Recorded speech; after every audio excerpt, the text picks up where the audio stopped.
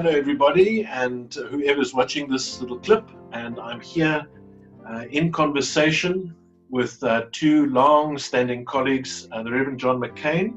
And John, you're going to have to help me out here.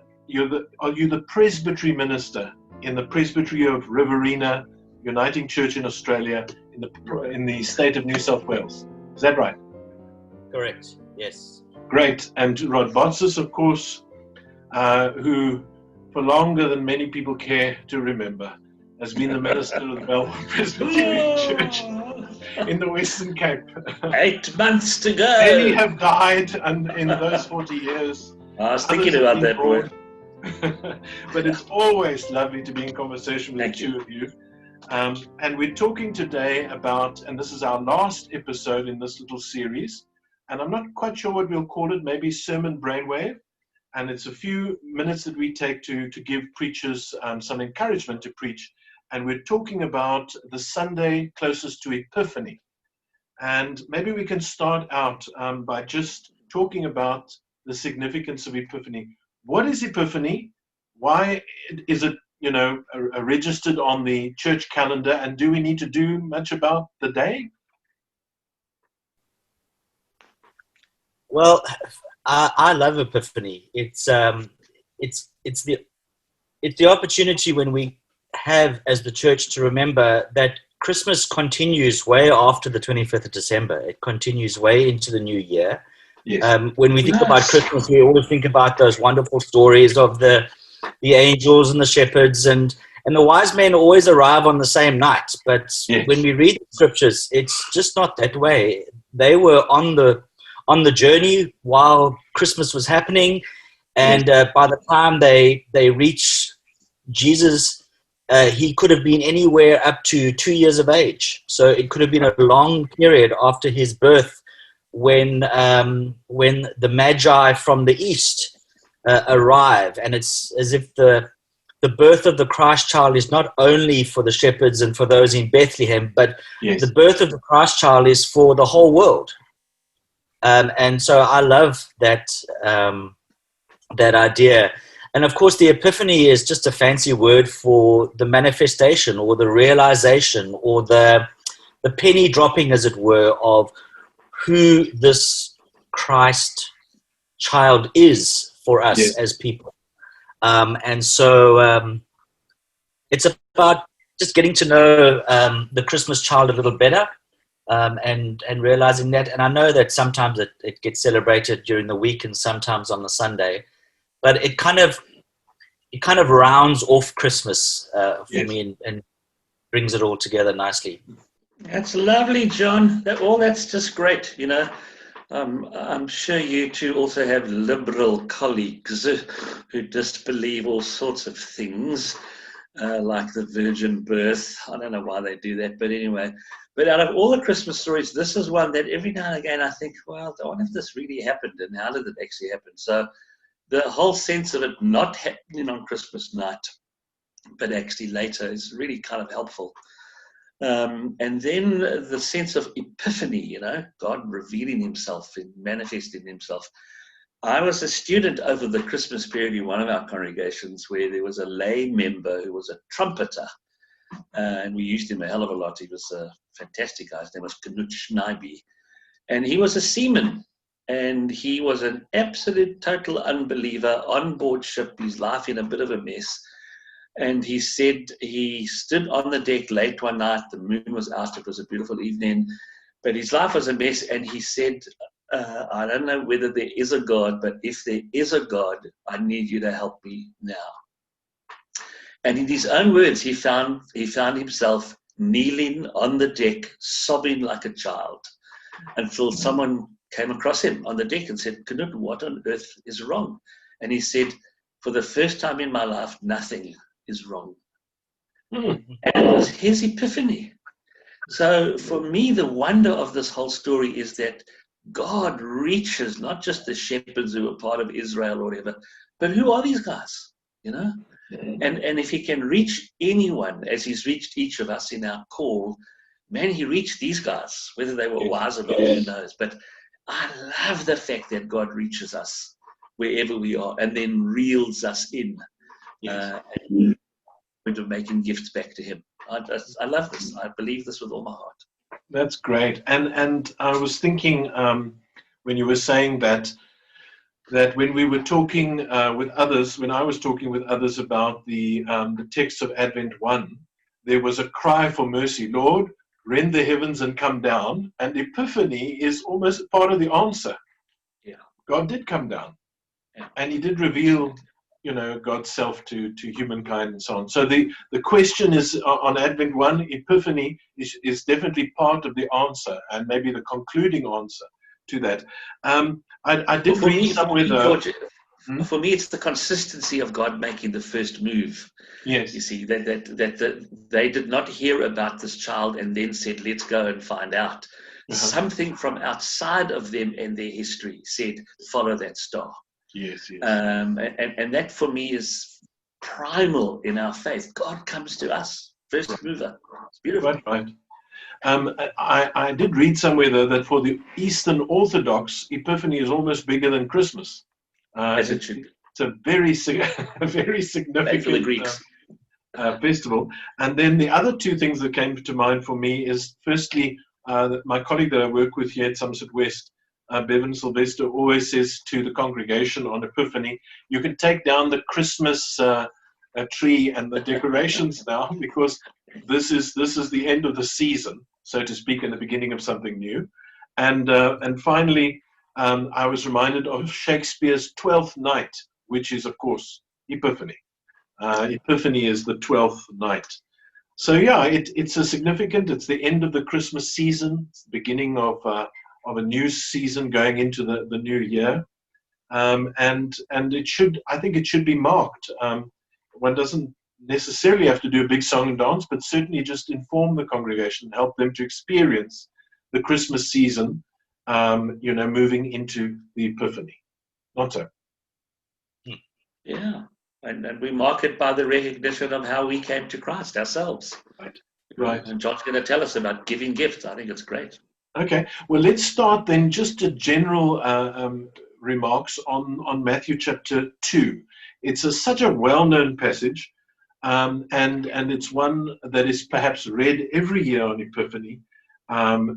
Jesus being born in Judea, and then Magi, Magi, whatever, Sumerian seers, prophets, and by the way, I'm doing a little bit of reading in early sort of Persian history, and these people were common a garden. They were part of the religion of the day in the Sumerian and Persian times, and so people who were hearing this story from Matthew in the early church would have been quite familiar with these with the class of people that Matthew's talking about. It wouldn't have been a mystery to them who these people were. They were coming from Persia, Babylon area, and they were traveling westwards towards, Israel, Palestine. Anything from that text, just in general, before we ask John to lead us through how he would preach it?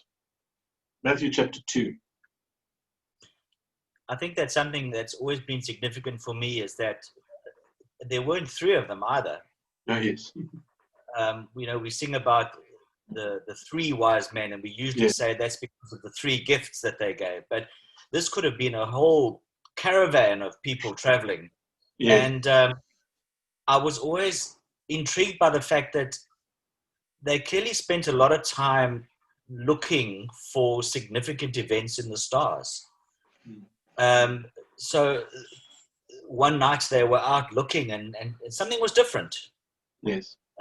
Something caught their eye that wasn't quite as it should have been, and it sparked a curiosity within them to say, what's going on here? And then the fascinating thing is that they just decided to pack everything up and head in the direction of this new thing, quite inquisitive as to where it might take them. And I just think that's, especially in a world where we tend to be a little bit protective and cautious, these individuals just say to us, if something's different and it sparks your curiosity, then go out there and see what it's all about. So I love that about the Magi. Oh, that's pretty cool. Pretty cool. I probably display my ignorance here, but we were taught that Matthew was probably written to the Jews for the Jews, as the other Gospels may have been written somewhat slightly differently. But isn't it amazing that if that is even slightly the case, why would you include non-Jews coming to celebrate the Messiah? And again, I think it's God telling us Christ for all nations, a light to all nations. And following on John, the sense of following your star, we encourage people to do that. And so why not actually make some major changes for Christ Jesus? Pack up, do something profound and risky for this call on your life. It's beautiful, John. Lovely. I remember one year when I took a group to Israel, and I don't know if the story is true, but it was told by the guide, and it was certainly fascinating. We were going through all these churches in various places, from Cana to Galilee to Jerusalem itself. And then one day we left Jerusalem and went to Bethlehem to visit the Church of the Nativity. And of course, they're always doing construction work, but they were doing some restoration work. And the guide gathered us in the middle of the Church of the Nativity, and he said, "Well, look around." And he pointed to the frescoes underneath the floor. They had cleaned up and so on. They built a floor above it to protect it, and the walls and everything. And he said, "I want you to find the reason why you think that the Muslim people who came to take over Jerusalem, almost 2,000 years ago, 1,500 years ago, whatever it was, why did they leave the Church of the Nativity intact? Why didn't they destroy it? Because they destroyed just about everything else." And of course, none of us could figure out the reason. And then he pointed to a mural on the wall, which was an ancient thing. It had been restored.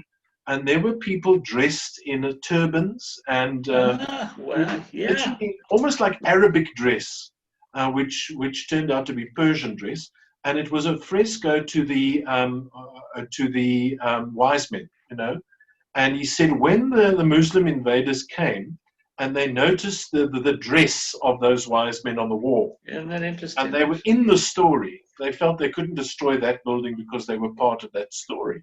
Now, I don't know if it's true or not, but it certainly is a fascinating story and a fascinating possibility. What a lovely phrase, George, that they were in the story. Yeah. This is the truth about this thing. He comes to us, he manifests himself. We have the epiphany. We're in the story. We're in the story. That's a beautiful, That's a beautiful phrase. Okay, John, well, just take us through now. The real issue is if we were to preach this on Epiphany Sunday, or if there was a special service on Epiphany Day, which is the 6th of January, how would you preach it? Give us some ideas. Well, the first for me is something that I've alluded to already, and that's about seeing things differently and taking note of things that look different and following those signals and signs as an opportunity for growth.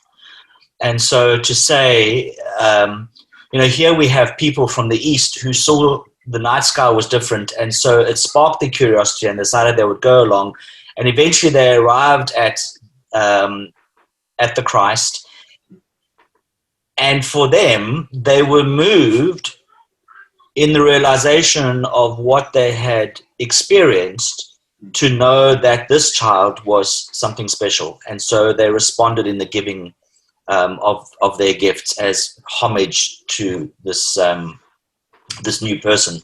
Yes. And so I would really be encouraging people, particularly as this may or may not be the first Sunday of the year, to be looking at maybe 2021 and saying, where can we see God in a new and a fresh way this year? Or maybe we can see God not necessarily in the splendid, but maybe in the very simple and ordinary.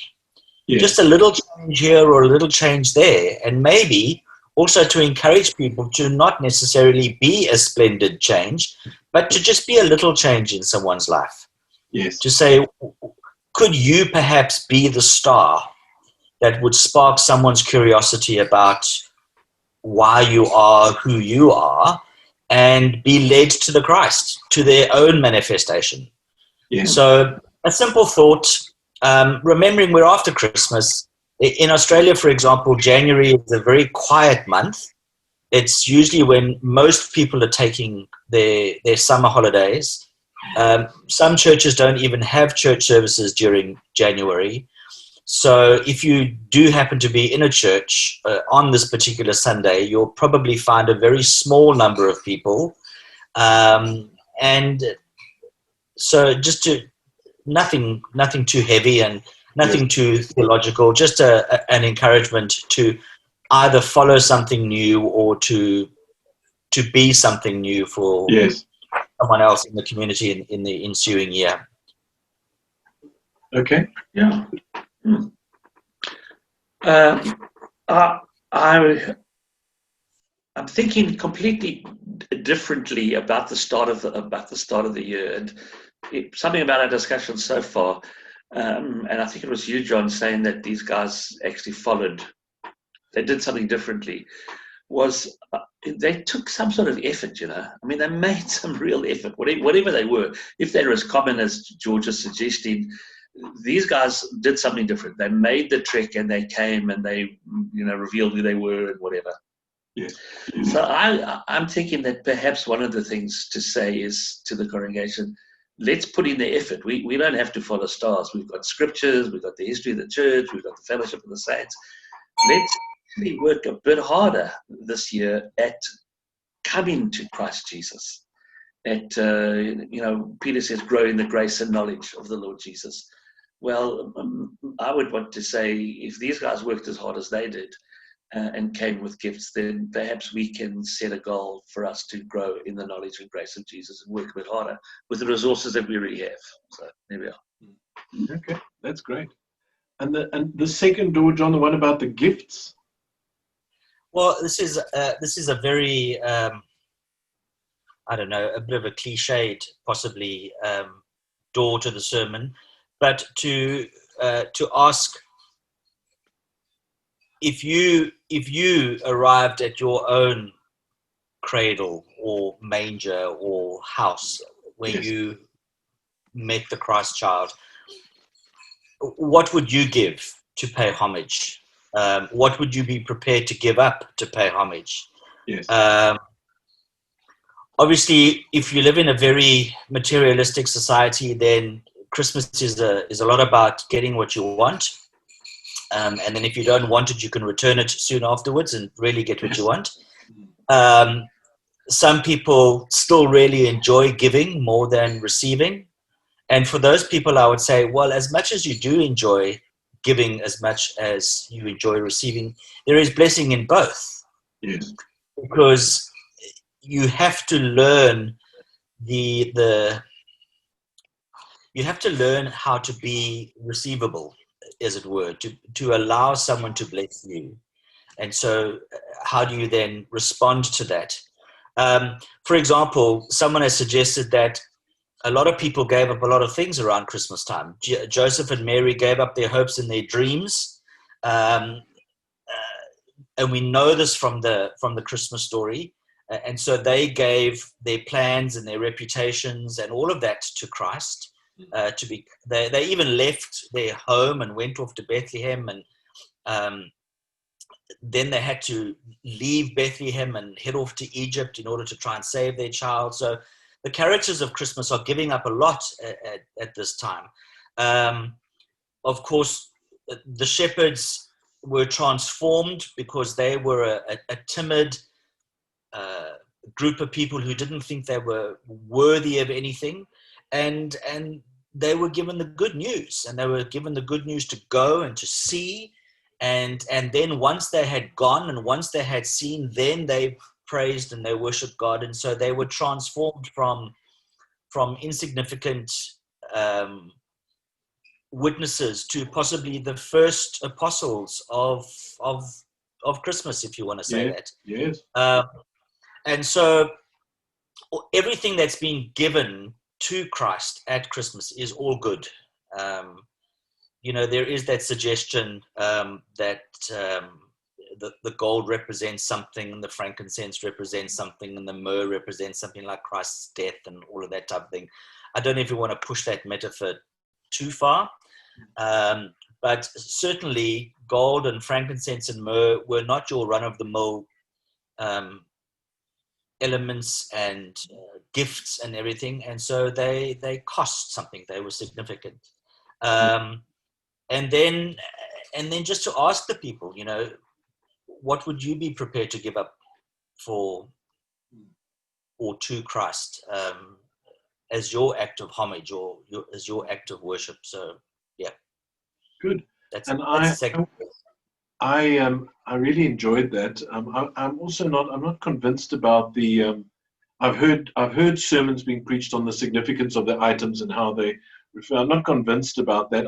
I think I'd be more comfortable with what you just said, that they were costly things and they brought gifts which they felt fit for a king, something lavish.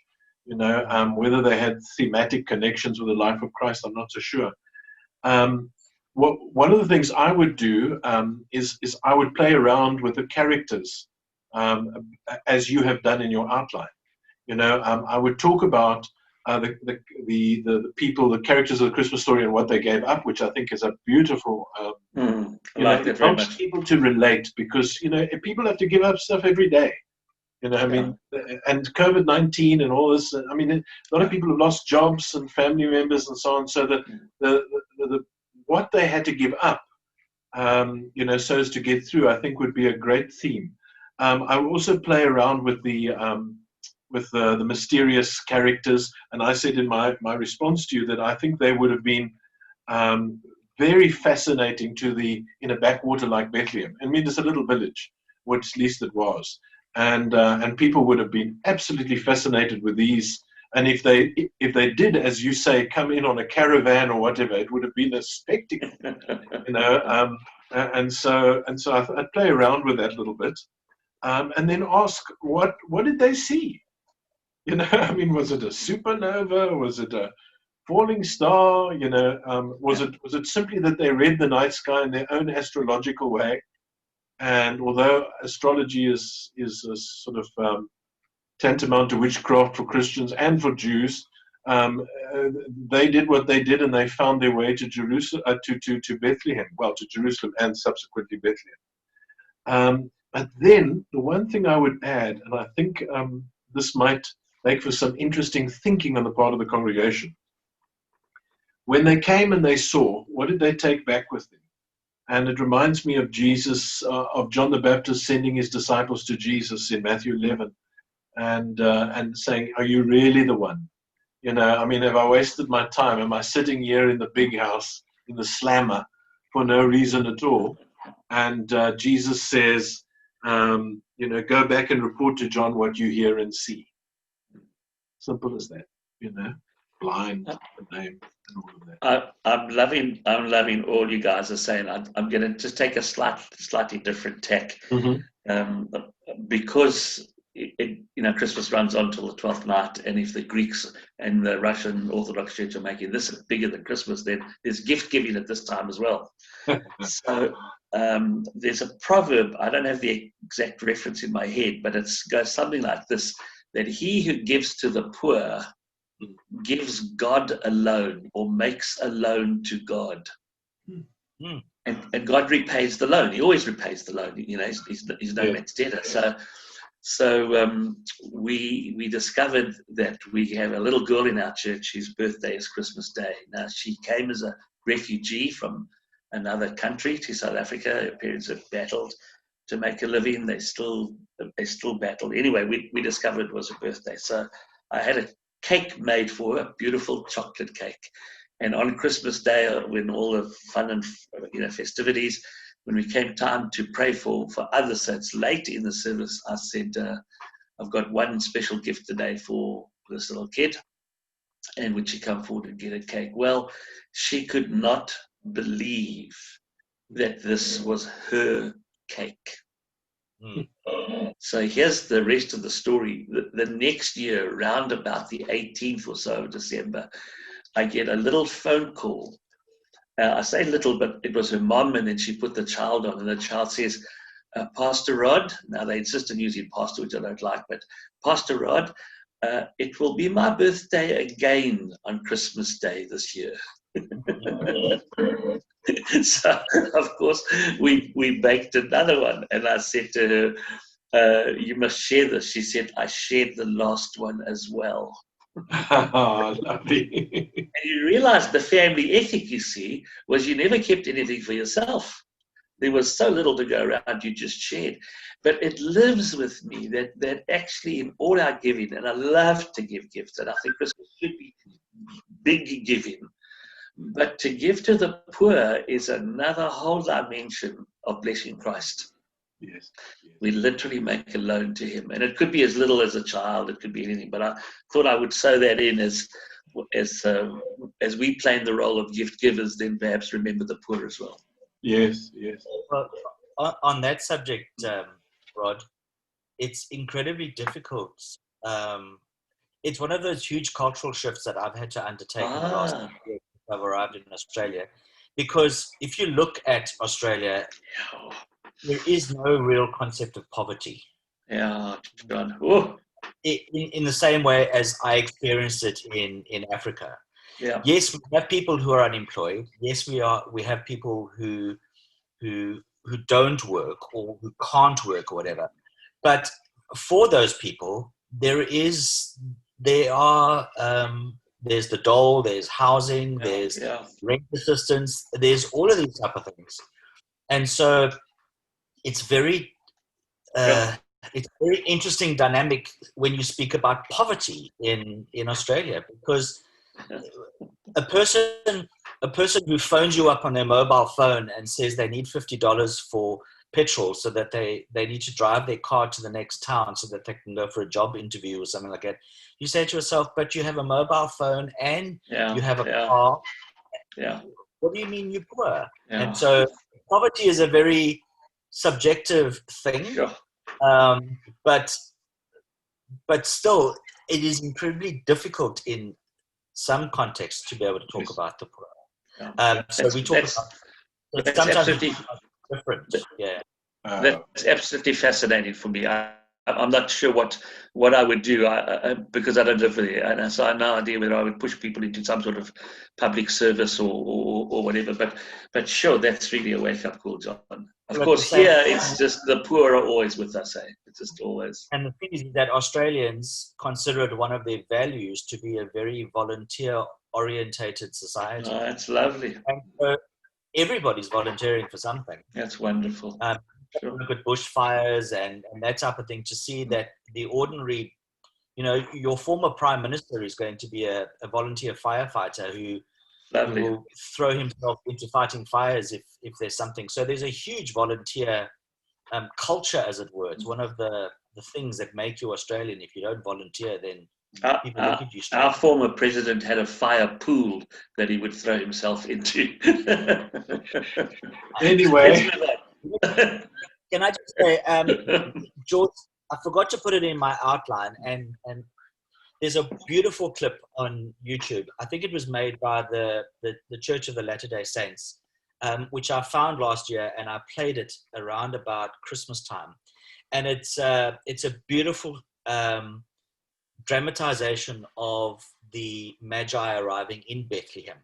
Oh. And you see these Persians arrive, and of course, as you mentioned, they would have caused a stir. Yeah. They were different. They were foreign, and they were looking for Joseph and Mary and the baby. Okay. And so I remember in this video clip, you can see how these guys are asking questions, and the people of Bethlehem are saying, "Oh, you're looking for him," or "This is Joseph." And eventually, Joseph kind of picks up that people are looking for him, and he says, "Well, I'm him." And there's that kind of, why are you looking for us? And the thing that was really beautiful about the whole thing is that Joseph then takes these people to the house. And I don't know that we necessarily emphasize the difference between the stable and the house. So Jesus would have, and Mary and Joseph would have been in this house. And then the Magi come in, and this little toddler comes around the corner, And this is Jesus, who is walking and wearing clothes, and comes and stands before these kings, or these magnificent people from the east, and that's when they pay homage to him. So, if you want to find quite a dramatic retelling, YouTube's got it. Well, send us the link, John. We can include the link, because I think people might like to use that. Yeah, that's good. I think I'll do that. Yeah. So I want to reread that little story that I put into my response, because I think it turns the gift giving thing around, and it's a story I think I poached from one of Neil Mayer's sermons, but he refers to Stephen King in 1991 writing a book called Needful Things. The story is set in a small fictional New England town, Castle Rock, Maine. In the town, a new gift shop is opened by a seemingly kind older gentleman named Leland Gaunt. The allure of the shop is that for each of the townspeople, the shop's inventory includes an item thought to be the thing most wanted in life. However, none of the people can afford to buy the item. The shop owner offers each of them a trade, a favor done for him, which will secure the most wanted item. Each is to play what appears to be a simple prank on the townspeople. Then the residents of Castle Rock begin to turn on each other until at last, the whole town is in chaos. Leland Gaunt turns out to be none other than the devil himself. Traveling throughout the countries of the world, he has been selling junk to people who thought they were purchasing the item they most wanted.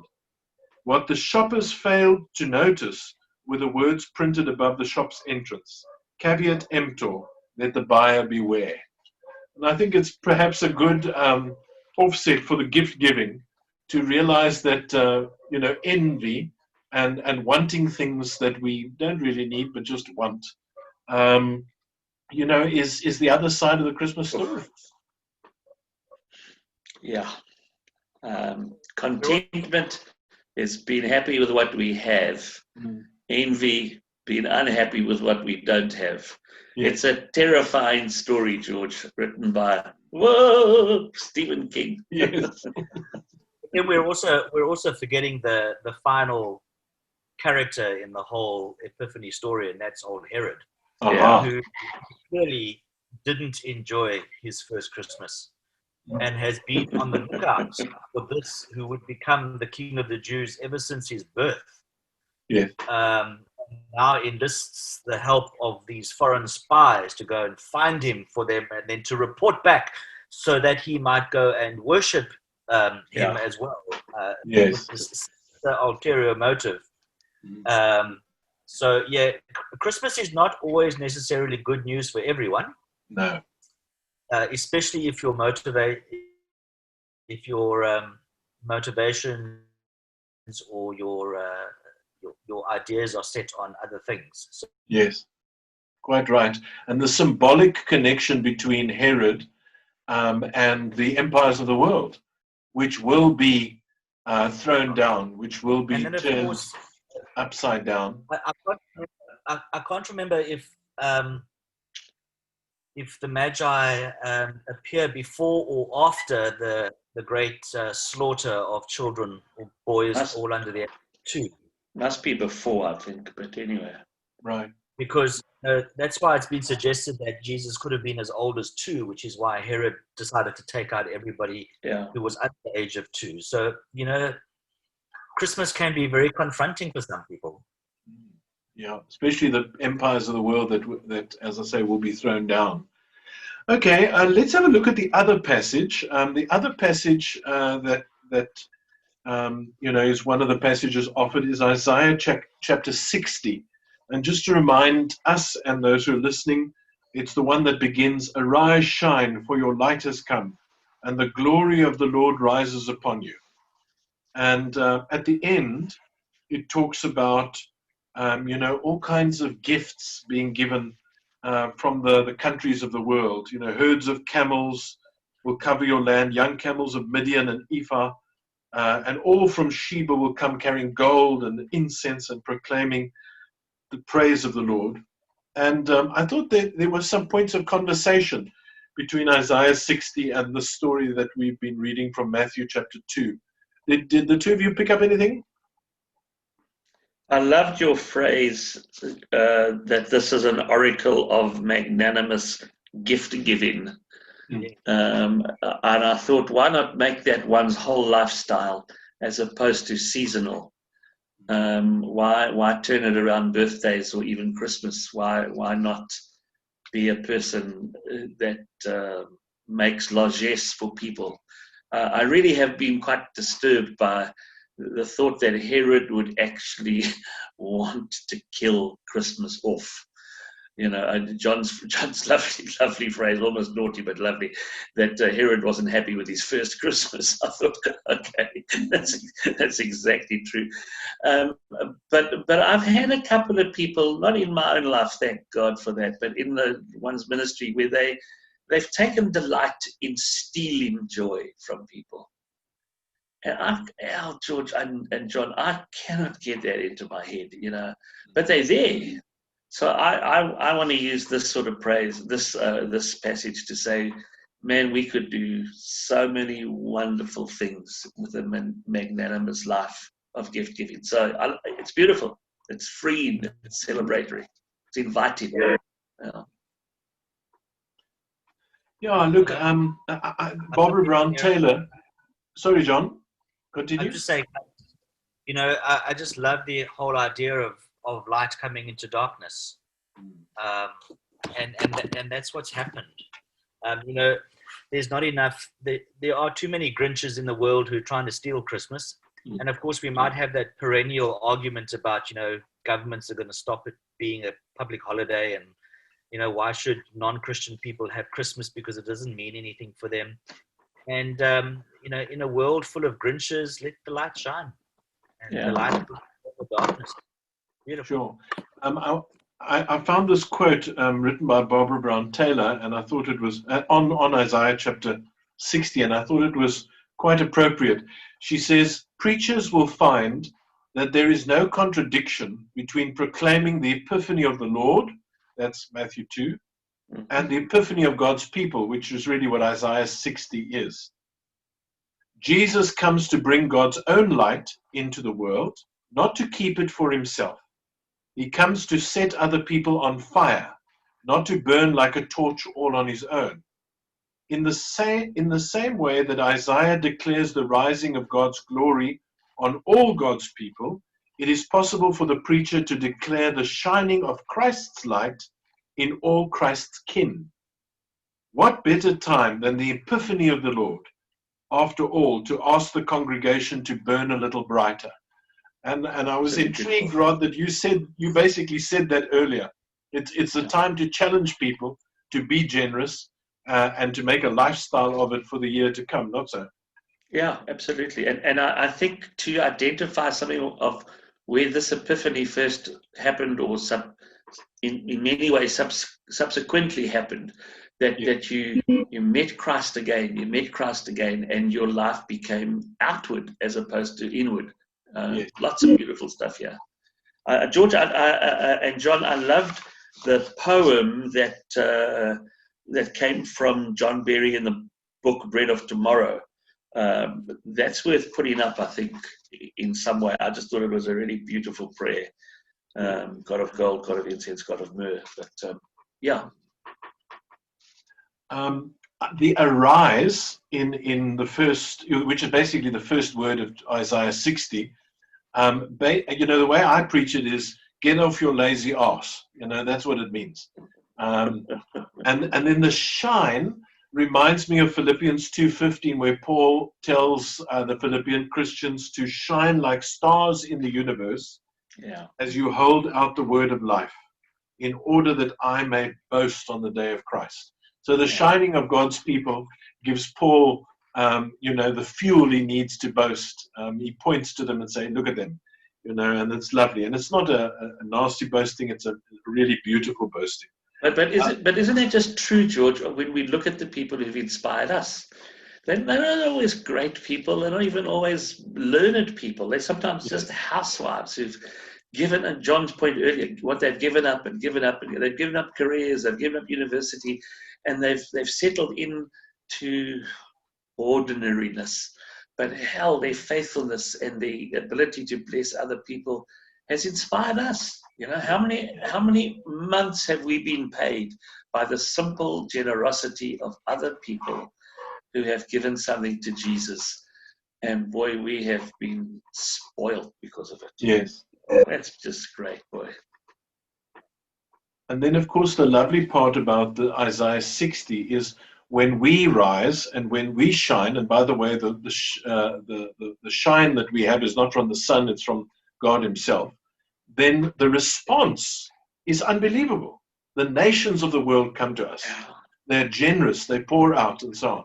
And it's not for us that they're pouring out; it is for God. But we can expect this incredible response simply as a result of us getting up and doing what we're supposed to do, which is to reflect God's glory, not so. Yeah. And isn't one of Jesus' first sermons that He'll preach about you are the salt of the earth and the light of the world? Let your light shine, don't hide it under a bowl. Absolutely. Yeah. Absolutely. It's as if his foretelling and then his birth and then his first sermon are all linked. Yeah, no, you're absolutely right. Okay, well, let's wrap up. Any last comments, John? Any last comments from you? Is he stuck? I think he is. I had fun. I thought this was great, and yeah, I think it'll be a good experience, and I hope that that we've done a good thing. Great. Rod, any last comments from you? I've just loved this, and just to thank both of you for the times you've brought light to my life and made me celebrate the goodness of God. Beautiful. Thank you. Great. Rod, have you got that prayer in front of you? I do have it, in fact. Can you close us up by praying that prayer that you wrote for Epiphany? Oh, yes, okay. You mean the one I wrote or the other? Okay, the one I wrote, fine. Okay, let's pray then. Father, Son, and Holy Spirit, one God, ever to be worshipped and adored. Today, I want to thank you for the church in heaven, the ancient saints like Abraham and Sarah, Isaac, Jacob, Joseph, Gideon, Deborah, David, Rahab, and all those who lived with and knew Jesus, for all the apostles, prophets, evangelists, pastors, and teachers in all the church's days, especially the dark days. And for the folk I know who have died and gone home to you. And I thank you for the church on earth and now, my congregation, my home and fellowship group, all the different churches in all the different countries on every continent. Thank you for every tongue and tribe and nation where your church is present. And thank you for poor believers who give to you out of their poverty and are an example to me. And for the wealthy saints who help the church pay for so many things, for Bible translators, songwriters, and for every genre of worship style. As you led the wise men to worship Jesus, so Holy Father, thank you for letting me find my place in this glorious company, the church, the body of your Son. Amen.